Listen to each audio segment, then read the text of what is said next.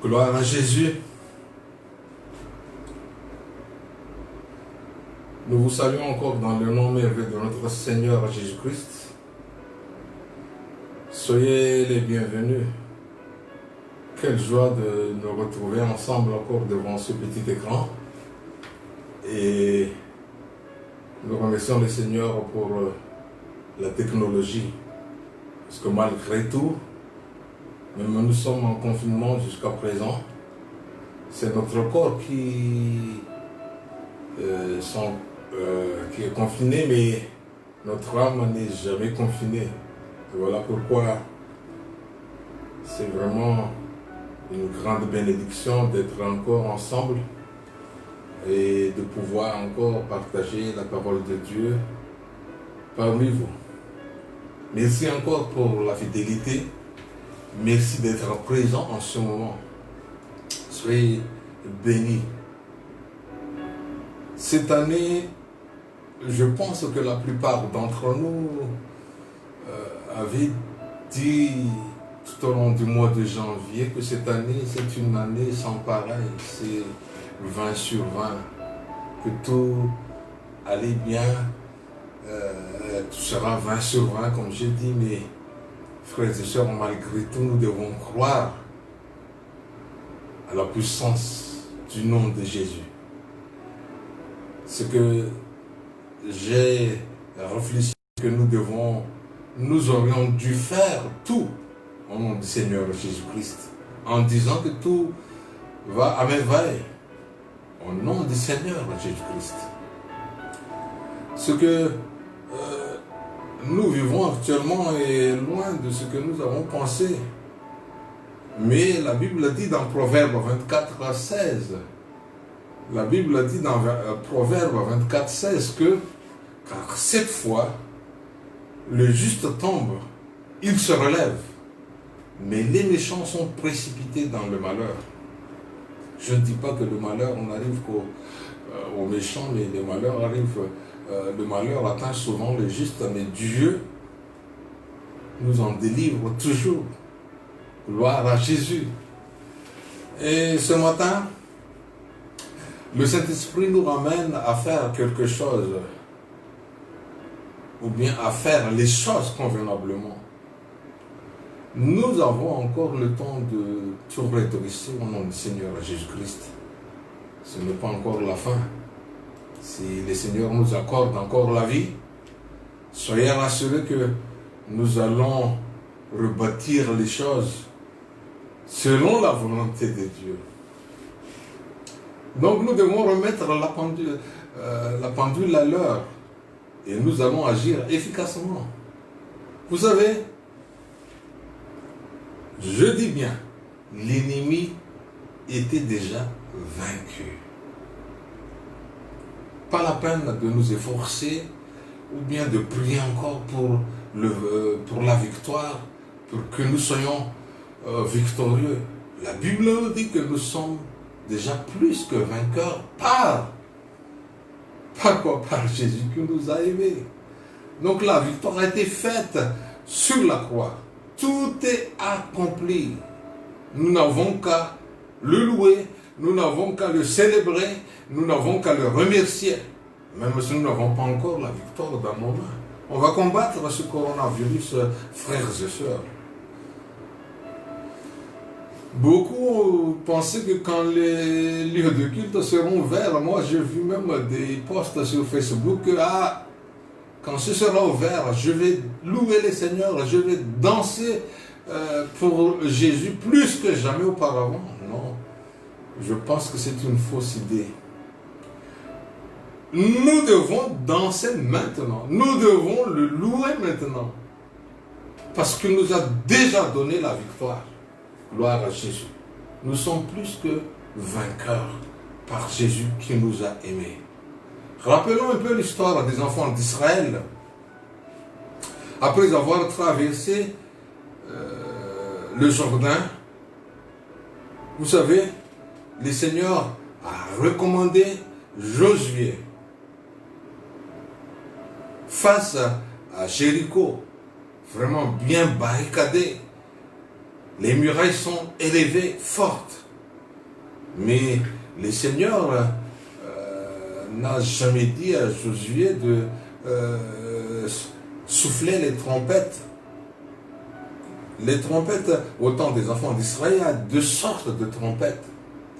Il y a celles qui sont fabriquées avec de l'or, ou bien avec des métals plutôt, et celles qui sont faites avec des cornes de bélier. Donc les trompettes d'or sont utilisées spécialement par les sacrificateurs pour signaler le camp quand quelque chose important arrive. Par exemple, une déclaration de guerre où on va faire la guerre. Mais l'autre sorte de trompette, les trompettes avec les cornes de bélier sont utilisées premièrement pour les célébrations, pour célébrer les seigneurs. Voilà pourquoi le mot hébreu pour trompette, il y a deux sortes de mots. Chauffard, pour celle qui a un or, et jobel pour celle qui est fabriquée par les cornes de bélier. Jobel, qui est la racine du mot jubilé. C'est la 50e année, chaque 50e année que les enfants d'Israël, les Juifs, célèbrent le jubilé. Et c'est une année vraiment spéciale, c'est un moment spécial de louange et de célébration. Donc, nous n'allons pas faire la guerre au coronavirus. Nous allons célébrer le Seigneur parce que nous avons déjà gagné la victoire grâce à son sang. Le sang qu'il a versé sur la croix est encore plus puissant que toute autre chose sur cette terre. Donc, nous n'allons pas nous battre pour la victoire, mais de la victoire, à cause de la victoire.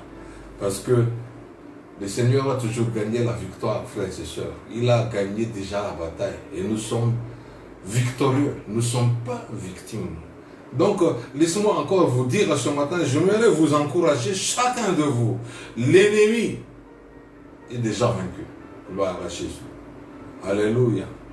On va prendre quelques paroles dans la Bible, dans Nombre chapitre 13.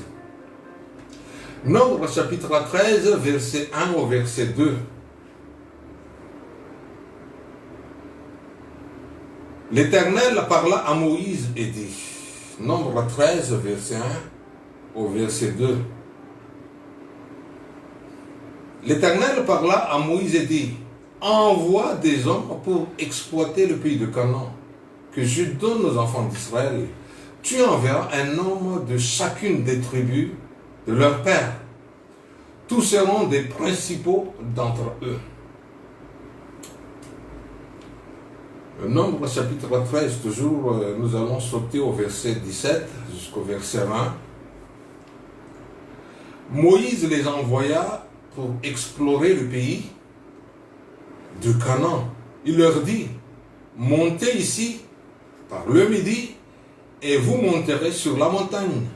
Vous verrez le pays, ce qu'il est et le peuple qui l'habite, s'il est fort ou faible, s'il est en petit ou en grand nombre. Ce que le pays où il habite, s'il est bon ou mauvais, ce que les villes où il habite, si elles sont ouvertes ou fortifiées, ce que les terrains, s'il est grand ou maigre, s'il y a des arbres ou s'il y en a point. Ayez bon courage et prenez des fruits du pays. C'est le temps de premier raisin. Lisons également dans Josué chapitre 1, verset 1 au verset 9. Josué 1, du verset 1 au verset 9. Après la mort de Moïse, serviteur de l'Éternel, l'Éternel dit à Josué, fils de Nun, serviteur de Moïse, Moïse, mon serviteur est mort, et maintenant lève-toi, passe ce Jourdain, toi et tout ce peuple, pour entrer dans le pays que je donne aux enfants d'Israël. Tout lieu que foulera la plante de votre pied, je vous le donne, comme je l'ai dit à Moïse.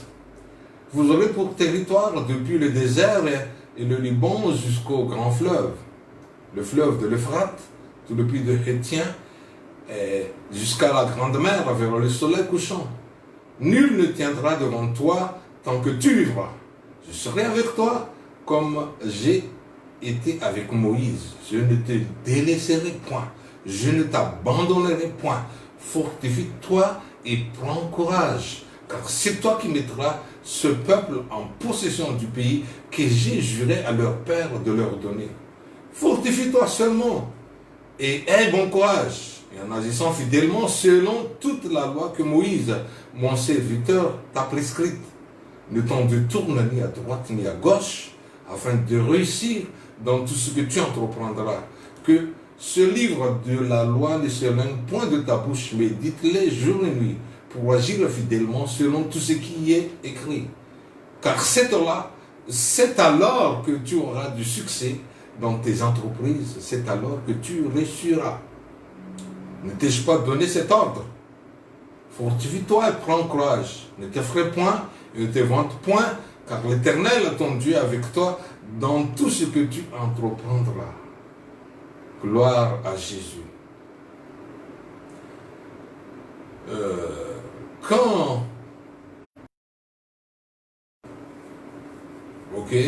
C'est dans Josué chapitre 1, verset 1 au verset 9.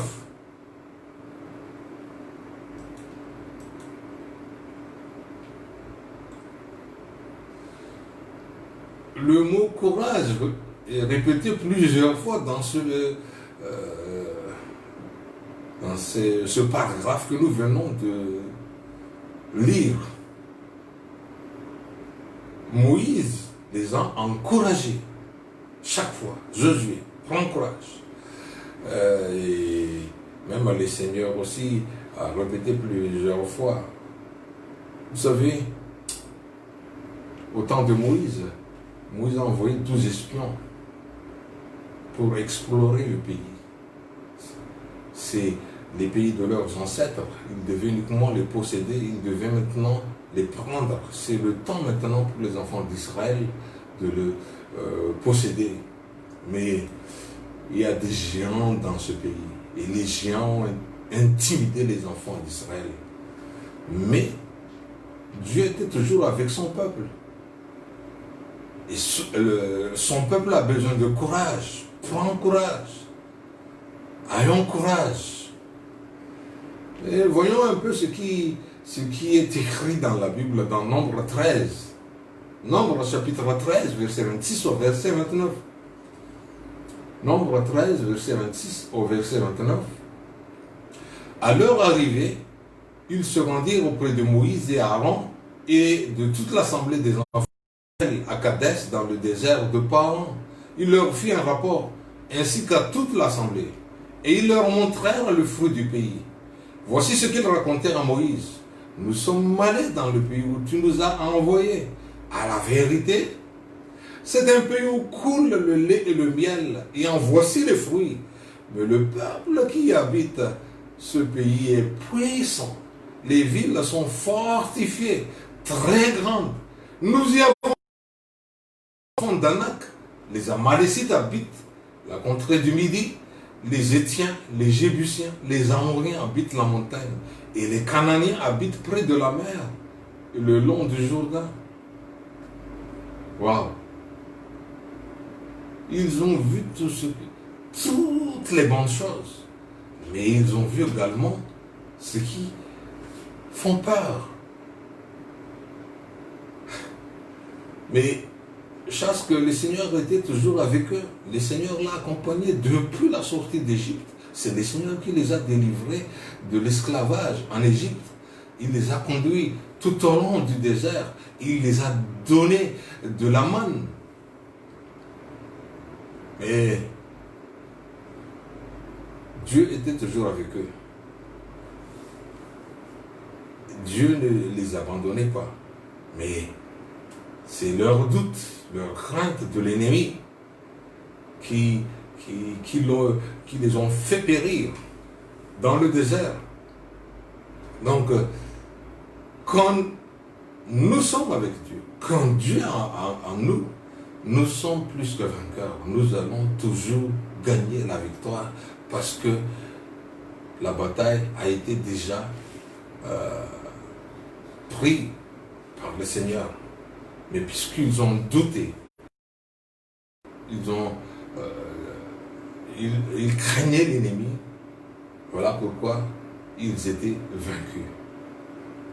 Voilà un peu, lisons un peu ce que l'Esprit de Dieu a donné à Caleb. Nombre 13, verset 30 au verset 33. Nombre, chapitre 13, verset 30 au verset 33. Gloire à Jésus. Caleb fit taire le peuple qui murmurait contre Moïse.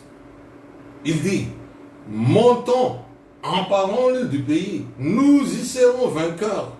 Mais les hommes qui étaient allés avec lui dirent, nous ne pouvons pas monter contre ce peuple, car il est plus fort que nous. Et ils décrièrent devant les enfants d'Israël le pays qu'il avait exploré. Ils dirent, le pays que nous avons parcouru pour l'explorer est un pays qui dévore ses habitants. Tout ce que nous y avons vu sont des hommes d'une haute taille. Et nous y avons vu les géants, enfants d'Anak, de la race des géants. Nous étions à nos yeux et aux leurs comme des sauterelles. Waouh!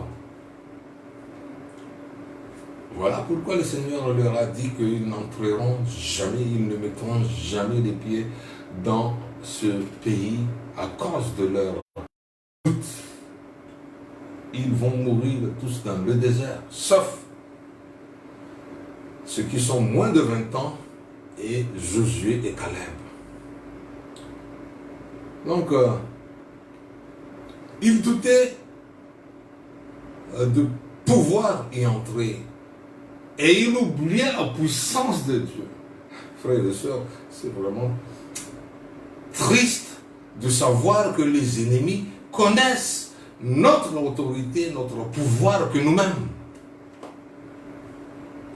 C'est malheureux. Mais laissez-moi vous dire, nous devons rectifier le tir. Nous devons remettre la pendule à l'heure maintenant. Le Seigneur les a déjà dit que nous sommes au-dessus de nos ennemis, frères et sœurs. Nous sommes plus que vainqueurs. Lisons Éphésiens chapitre 1, verset 19 au verset 21.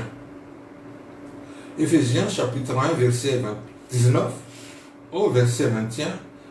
Et quelle est envers nous qui croyons l'infinie grandeur de sa puissance, se manifestant avec efficacité par la vertu de sa force. Il l'a déployé en Christ en le ressuscitant des morts et en le faisant asseoir à sa droite dans le lieu céleste, au-dessus de toute domination, de toute autorité, de toute puissance, de toute dignité et de tout nom qui se peut nommer, non seulement dans le siècle présent, mais encore dans le siècle à venir. Il y a 2 siècles. Alléluia. Le siècle à présent, quand Paul a été inspiré par le Saint-Esprit pour écrire cette parole. Donc, Dieu a déployé en Christ, en le ressuscitant des morts et en le faisant asseoir à sa droite dans le lieu céleste. S'asseoir à la droite de Dieu, ce n'est pas qu'il y a 2 dieux, que Dieu le Père s'assoit sur un trône et l'autre sur l'autre à côté, à droite. Non, s'asseoir à sa droite, c'est agir avec puissance dans le lieu céleste, au-dessus de toute domination, de toute autorité, de toute puissance, de toute puissance. Il l'a donné, il l'a déployé en Christ. Voilà pourquoi nous qui sommes morts avec Christ, nous sommes ressuscités avec lui. Et nous aussi, nous avons cette autorité. Nous avons ce pouvoir Alléluia. On va continuer encore dans Éphésiens chapitre 2, comment l'Esprit a inspiré Paul pour dire encore pour nous. Et ça, ce qui est malheureux, parce que beaucoup d'enfants de Dieu, je dirais même, qui ont expérimenté la nouvelle naissance, ils se réjouissent seulement de la nouvelle naissance sans savoir qui ils sont. Je voudrais encore répéter ici pour nos frères et sœurs qui étaient toujours avec nous et qui sont encore avec nous. Je vous répète que nous sommes assis avec le Seigneur sur son trône. Éphésiens chapitre 2, verset 4 au verset 6. Mais Dieu, qui est riche en miséricorde, à cause du grand amour dont il nous a aimés, nous qui étions morts par nos offenses, nous a rendus à la vie avec Christ. C'est par grâce que vous êtes sauvés. Il nous a ressuscités ensemble et nous a fait asseoir ensemble dans le lieu céleste en Jésus-Christ.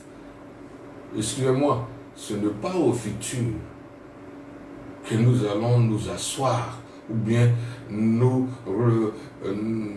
asseoirons ensemble. Non, il nous a fait asseoir, nous qui étions morts dans le passé par nos offenses.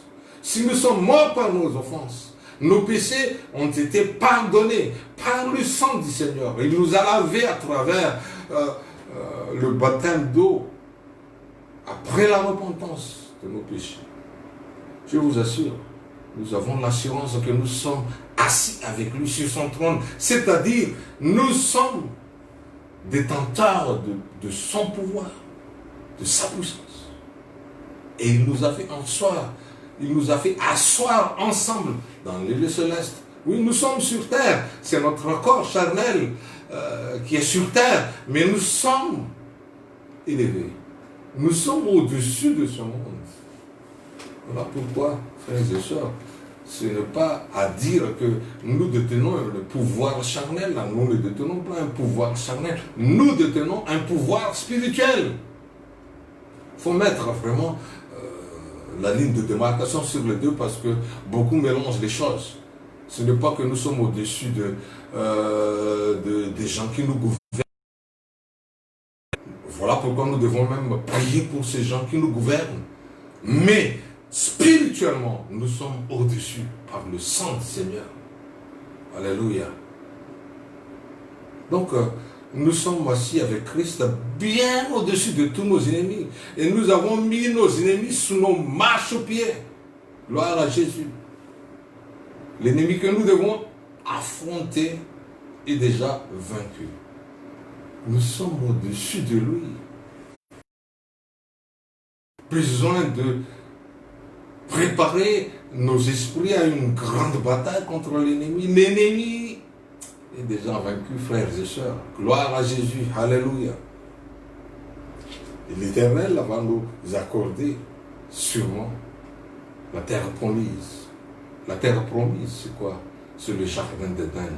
Nous revenons déjà dans le jardin d'Éden une fois que nous sommes revêtus d'un corps nouveau, d'un esprit nouveau. D'un esprit nouveau.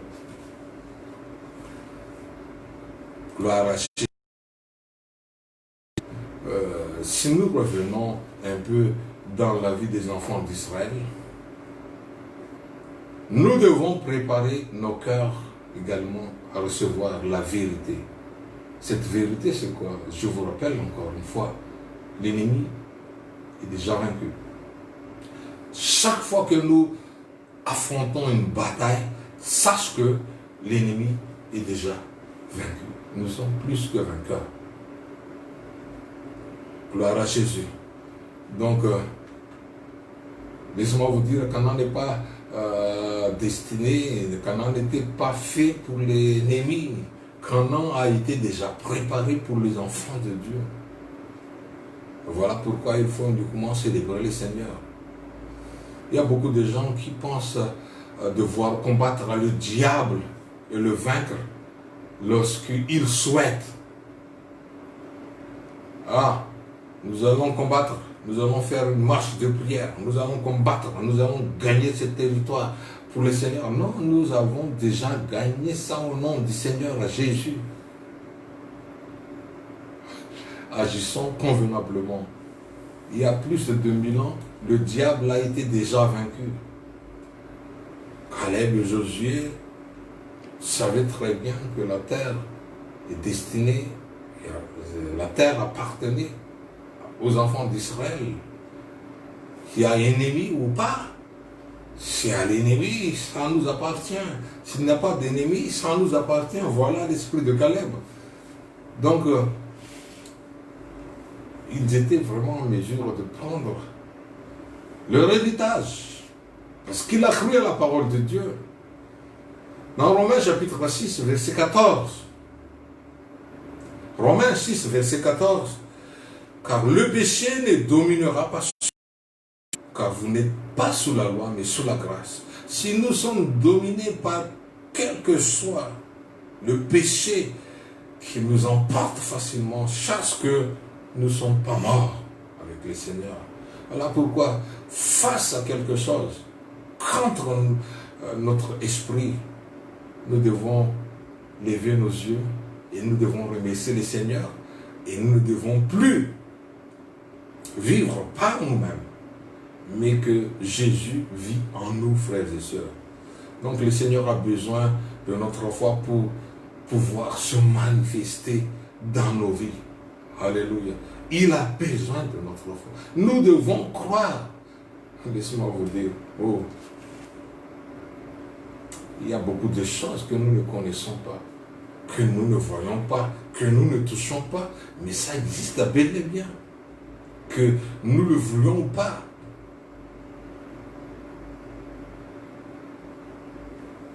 Les Romains disent que nous qui sommes morts au péché,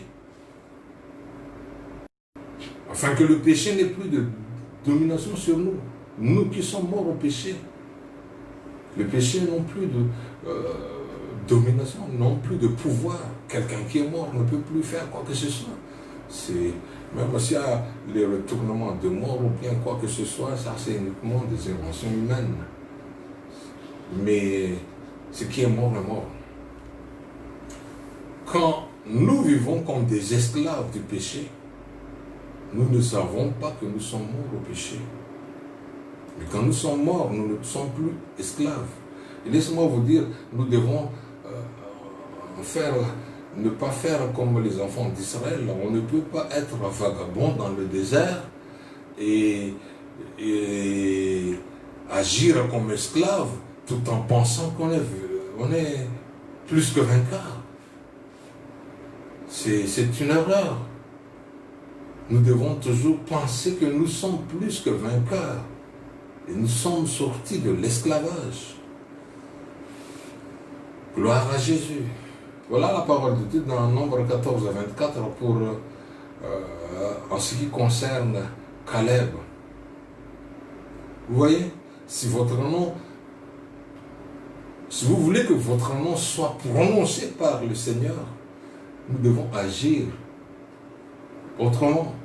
Nous ne devons pas penser comme esclaves, tout en étant enfants de Dieu. Gloire à Jésus. Nombre 14, 24. Et parce que mon serviteur Caleb a été animé d'un autre esprit et qu'il a pleinement suivi ma voie, je le ferai entrer dans le pays où il est allé. Et ses descendants le posséderont. Gloire à Jésus. Caleb était animé d'un autre esprit. Il a pleinement suivi. Ce n'est pas se dire que j'ai l'esprit de Dieu, mais on ne suit pas la voix de Dieu. Les deux vont en pair. Il a suivi pleinement Dieu. Il a gardé sa parole jusqu'au bout. Et voilà pourquoi il a hérité la terre promise pour lui et ses descendants. Gloire à Jésus. Donc nous aussi, frères et sœurs, nous devons suivre la volonté de Dieu Nous devons prendre l'évangile jusqu'au bout. Nous sommes morts au monde en Christ. Et nous sommes assis avec lui sur son trône, bien au-dessus de tous les ennemis. Tout ennemi que nous avons affronté a été déjà vaincu. Waouh! Nous voyons même dans la Bible que à chaque fois, ce n'est pas la grandeur, ce n'est pas la taille qui importe. C'est d'avoir Jésus-Christ et d'agir selon sa volonté. Gloire à Jésus. 1 Samuel 23, David, nous allons voir un peu l'homme qui avait le cœur selon Dieu. David, c'est l'homme qui a le cœur selon Dieu. 1 Samuel 23, chapitre 2. 1 Samuel 23, chapitre 2 nous dit ceci. David consulta l'Éternel en disant, irai-je, je battrai ce Philistin? Et l'Éternel lui répondit, va, tu vas battre les Philistins et tu délivreras Keïla. On va voir également dans le chapitre 23, toujours le verset 4. Donc, dans ce chapitre 23, nous allons voir que sa manière de vivre, c'est toujours de consulter le Seigneur avant toute chose. Et ça devait être pour nous également. David consulta encore l'Éternel, Et l'Éternel lui répondit, lève-toi, descends à Keïla, car je livre les Philistins entre tes mains avant de combattre les ennemis. Il faut savoir la volonté de Dieu. Les enfants d'Israël, ils ont agi vraiment sans réfléchir. Quand l'Éternel les a dit que vous allez mourir à cause de votre doute, ils ont forcé même, nous allons monter, nous allons vaincre. Ah, vous allez vaincre. Vous ne pouvez jamais vaincre sans Jésus-Christ. Alléluia. Si nous revenons un peu dans l'Ancien Testament, nous savons qu'au temps de le roi Saül, l'arche n'était jamais dans les pays. Mais quand David est devenu roi, la première chose qu'il a fait, c'est de faire venir l'arche dans les mains de l'ennemi. On ne voit pas, je n'ai pas le temps de vous raconter encore tout ce qui a été, où était passé l'arche, mais dans la première action, c'est de faire revenir l'arche. Sans l'arche, ils ne peuvent jamais triompher. Et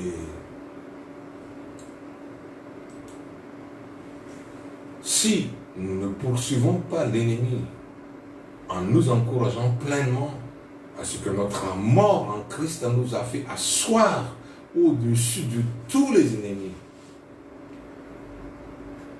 nous allons être vaincus.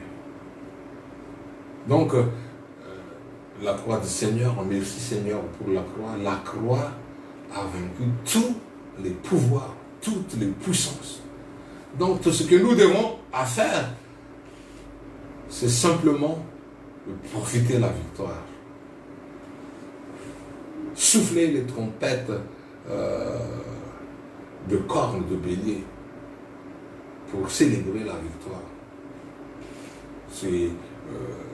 Nous devons nous encourager les uns les autres.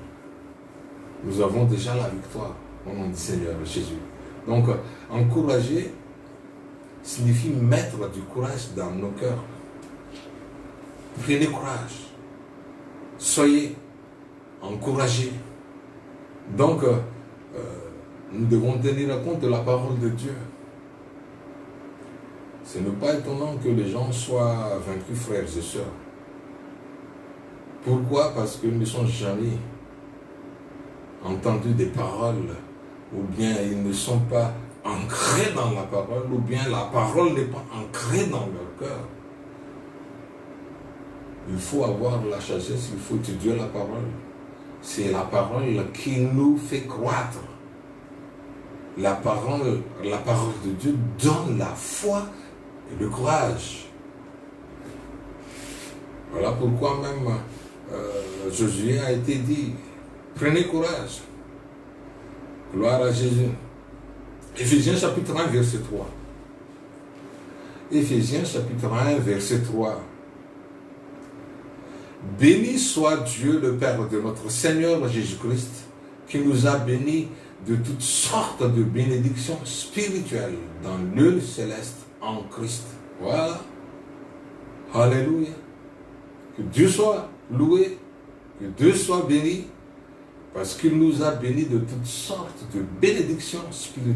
Je ne parle pas de bénédictions matérielles, frères et sœurs, mais ce qui est spirituel aspire à ce qui est matériel. Si nous sommes spirituels, ça va aller. Ne vous inquiétez pas. Il faut vraiment vivre la parole, manger la parole et actionner selon la parole. Ces bénédictions étaient pour nous. Depuis que nous sommes nés de nouveau. Gloire à Jésus. Ça ne viendra pas.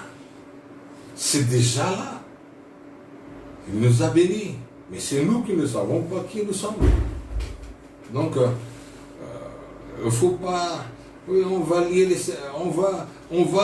les seigneurs, on va crier pour qu'ils viennent en nous. Non, nous célébrons, nous louons les seigneurs parce qu'il est en nous. Il mérite ce louange. Il ne travaille pas à cause de nos cris. On va crier. Non, ce n'est pas pour le plaisir de crier. C'est vraiment un remerciement sincère à Dieu pour un travail accompli. Alléluia. Nous devons vraiment louer le Seigneur à cause de ce qu'il a fait. C'est ce qu'on appelle la louange de la foi. Ce n'est pas nous efforcer à faire quelque chose pour qu'il soit au milieu de nous, pour qu'il agisse. Non, il a déjà agi. Il a fait tout ce que nous devons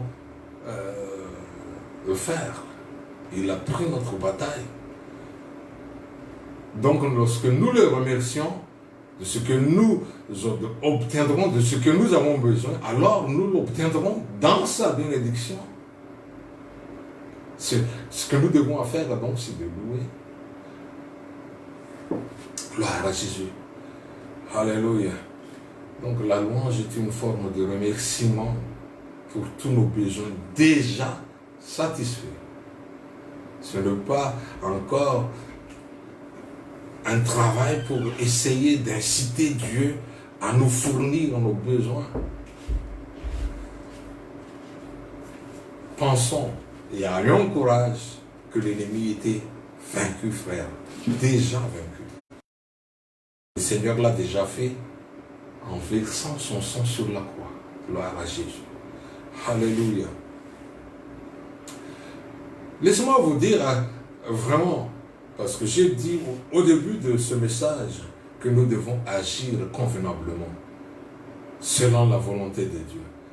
Laissez-moi vous poser la question. Combien d'entre nous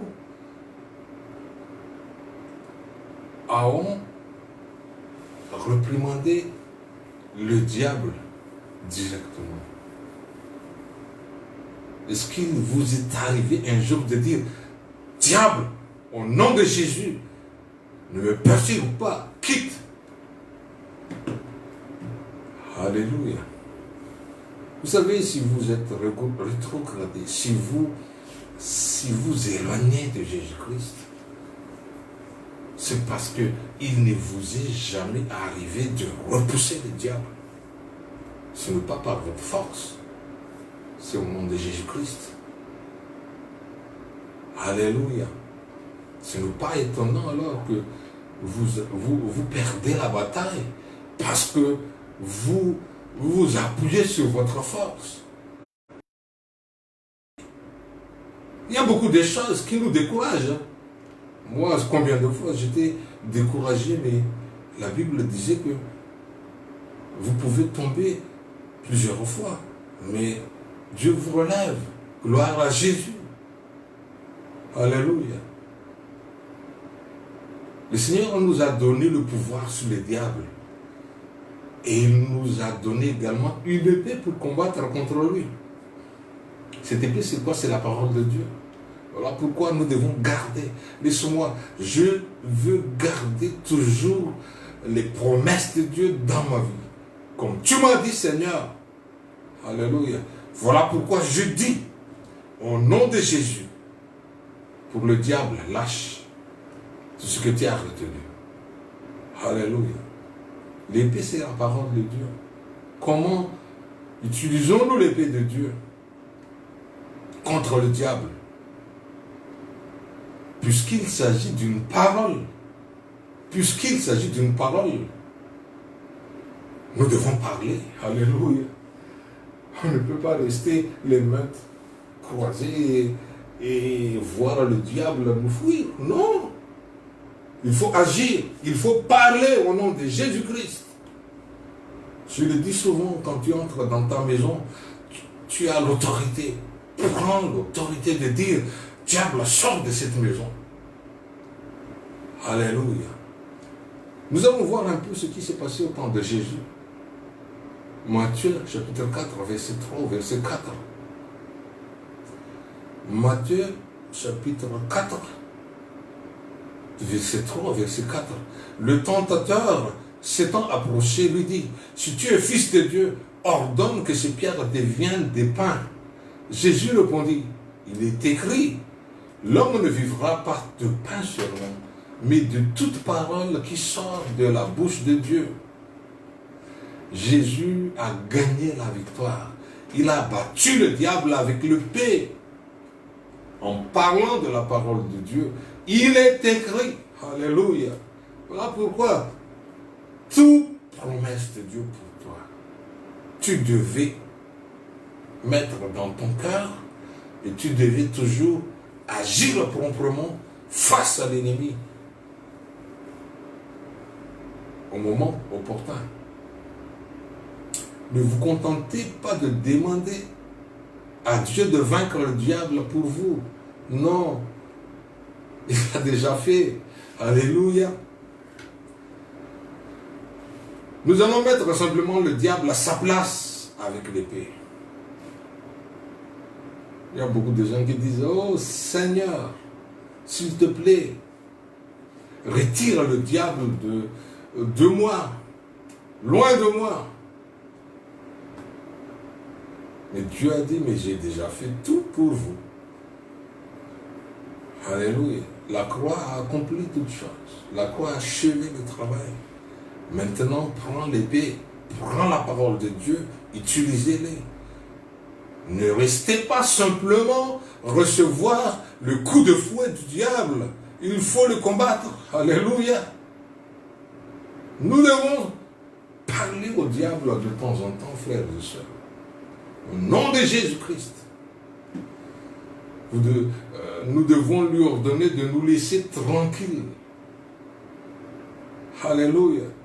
Quand les choses tournent mal et que nous ne savons pas pourquoi, par la parole, nous devons commander au diable de foutre le camp, excusez-moi du terme, alléluia, de nous quitter. Quand vous avez des problèmes dans vos lieux dans votre lieu de travail, il faut agir puissamment. Je me rappelle vraiment des moments difficiles quand nous étions ici. Aïe.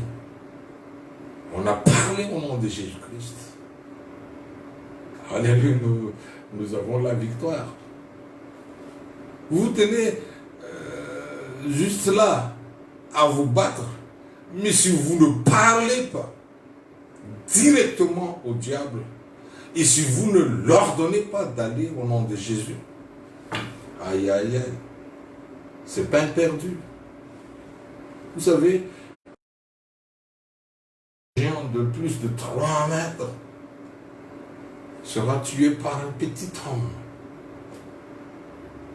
Parce que le géant est là il se tient devant le petit homme en ne faisant rien. Mais le petit homme, il a combattu, pas par sa force, mais au nom du Seigneur. Nous voyons vraiment David, il était même 13 ans devant Goliath. Goliath était même très équipé, armé jusqu'aux dents. Il est précédé même d'un porteur d'armure. Mais malgré tout ce qu'il portait, comme il restait là, sans bouger, mais tout de suite, David l'a affronté au nom du Seigneur qu'il a insulté. Donc, laissez-moi vous dire, nous sommes des géants contre les diables. Pourquoi? Parce que ce n'est pas que nous mesurons très grand, mais nous avons Jésus-Christ. Alléluia. Alléluia. Donc, laissez-moi vous dire, ayez maintenant courage de dire à l'ennemi, par la parole. Alléluia. Fais-le maintenant, et vous allez voir. Parce que Jésus l'a déjà fait. Il a eu la victoire. Donc, il faut savoir remettre les choses à sa place. Merci Seigneur. Nous avons beaucoup plus de pouvoir que le diable. Et le diable ne veut pas que nous sachions ça. Gloire à Jésus. Ésaïe 54, 17. Ésaïe 54, 17 nous dit ceci. Toute arme forgée contre toi sera sans effet. Et toute langue qui se lèvera en justice contre toi, tu la condamneras. Tel est l'héritage des serviteurs de l'Éternel. Tel est le salut qui leur viendra de moi, dit l'Éternel. Toute arme forgée contre toi. Si tu es en train de combattre les enfants de Dieu, sache que tu ne le peux pas. Au nom du Seigneur Jésus-Christ. Parce que, à cause de sa parole, nous avons la victoire. Nous possédons l'autorité. Nous avons le pouvoir. Romains 8, 31 nous dit ceci. Que dirons-nous donc à l'égard de ces choses? Si Dieu est pour nous, qui sera contre nous? Waouh! Si Dieu est pour nous, qui sera contre nous? Nous remercions le Seigneur pour la puissance et l'autorité qu'il nous accorde, frères et sœurs. Dans Luc 10, 19 également. Dans Luc 10, 19. Voici, je vous ai donné le pouvoir de marcher sur les serpents et les scorpions et sur toute la puissance de l'ennemi. Et rien ne pourra vous nuire. Rien ne pourra nous nuire. Je vous ai donné le pouvoir de marcher. Voilà pourquoi, frères et sœurs, avec Jésus, nous sommes plus que vainqueurs. Alléluia. Voilà pourquoi Paul a dit aux Éphésiens dans Éphésiens chapitre 6, verset 17. Éphésiens chapitre 6, verset 17. Il a dit, prenez aussi le casque du salut et l'épée de l'esprit, qui est la parole de Dieu. Utilisons la parole. Osons parler. Waouh! Combien de fois j'ai parlé des vents de l'ennemi? Une somme très énorme à payer. Mais au nom de Jésus, je dis, au nom de Jésus, je ne perds rien. Alléluia. Oh, vraiment, frères et sœurs, je suis un témoin vivant. Je ferme la parenthèse. Mais vous aussi, vous pouvez le faire. Au nom de Jésus-Christ. Ce n'est pas étonnant si vous êtes vaincu. Parce que vous n'attaquez jamais le diable de front. Il faut l'attaquer de front. Vous ne pouvez pas l'attaquer par votre propre force. Ayez Jésus-Christ en vous d'abord. Alléluia. Le Seigneur nous a dit que nous pouvons même parler à la montagne de se déplacer. Nous pouvons l'ordonner de se déplacer. Peu importe. Alléluia. Comment ça va se déplacer ou comment ça va se faire. Mais il faut parler seulement. Le Seigneur n'a jamais dit priez le Seigneur. Ou bien priez le Père Céleste. Afin qu'il vous enlève toutes les montagnes qui se dressent devant vous. Non. Alléluia. Regardons sa parole dans Marc chapitre 11, verset 23. Marc 11, verset 23. Je vous le dis en vérité, si quelqu'un dit à cette montagne, ôte-toi de là et jette-toi dans la mer, et s'il ne doute point en son cœur, mais croit que ce qu'il dit arrive, il le verra s'accomplir. Voilà pourquoi notre parole qui vient du cœur est très importante. Il ne faut jamais parler quoi que ce soit, surtout en mauvaises choses, parce que ça va se passer, ça va arriver. Voilà pourquoi il faut parler des choses par la foi, des bonnes choses. Et si tu as dit par la foi, ça va se faire. Gloire à Jésus. Il faut parler. Il ne faut pas demander à Dieu de vous enlever. Il ne faut pas demander aussi pour guérir les gens. Au nom de Jésus, tous ceux qui sont touchés par ce coronavirus, soyez guéris au nom de Jésus. Nous imposons les mains aux malades et les malades seront guéris. C'est tout. Alléluia. Donc nous devons faire tout au nom de Jésus. Il nous a donné son nom. Les gens, vraiment, j'arrive pas à comprendre. Vous, homme de Dieu, servant de Dieu, serviteur de Dieu, servante de Dieu, qui parmi vous a fait quelque chose au nom du Père, du Fils et du Saint-Esprit?